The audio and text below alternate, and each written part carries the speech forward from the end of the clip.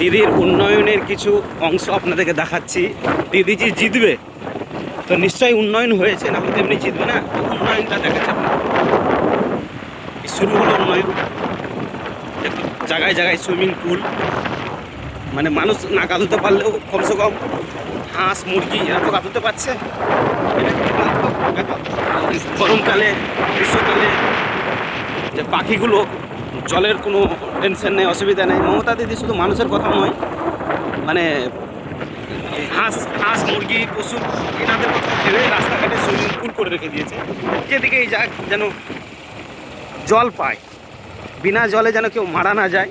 এই যে এখানে একটা সুইমিং পুল, মোটামুটি সন্ধ্যা পর্যন্ত পানি থাকবে। এখানে যতগুলো আপনার পাখি আসবে, হাঁস আসবে, মুরগি আসবে, এরা খেতে পাবে, গরু ছাগল এরা খেতে পাবে। আর মানুষের একাটুকু অসুবিধা হবে, এর ওপর দিয়ে গাড়ি যাবে, পানি ছিটবে, অ্যাম্বুলেন্স যাবে, রুগী যাবে। তো রুগীটার একটা সুবিধা কি হাসপাতাল যাওয়ার আগেই মারা যাবে, ওটা কোনো অসুবিধা নেই। হ্যাঁ, মানে এই এমন একটা রাস্তা যাদের মানে খুবই এই জায়গাগুলো দেখুন, এই জায়গাতে যখন অ্যাম্বুলেন্সের গাড়ি যাবে রুগী নিয়ে, তখন নিশ্চয়ই ওই রুগীটাকে হাসপাতাল না নিয়ে যাওয়ার আগে ওনার কাফনের ব্যবস্থা করতে হবে। এটা হচ্ছে দিদির একটা ভালো দিক। এখানে একটা সুইমিং পুল, মানে জায়গায় জায়গায় জায়গায় জায়গায় সুইমিং পুল।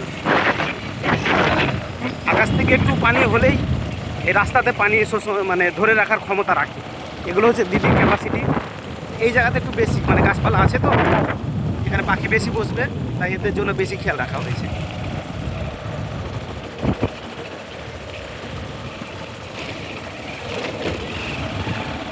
ঘন ঘন এই নয় কি একটা আছে অনেক দূরে আর একটা সুইমিং পুল, তা নয়, ঘন ঘন। এগুলো দিদির বিশাল ক্যাপাসিটি, দিদি ছাড়া কেউ পারবেও না এগুলো। আর দিদিরই ক্যাপাসিটি। দিদি বহুদিন থেকে রাজনীতি করছে, সংখ্যালঘু মুসলমান যাদের দুধাল গাই বলা হয়, মমতা দিদি যাদেরকে দুধাল গাই বলেছে।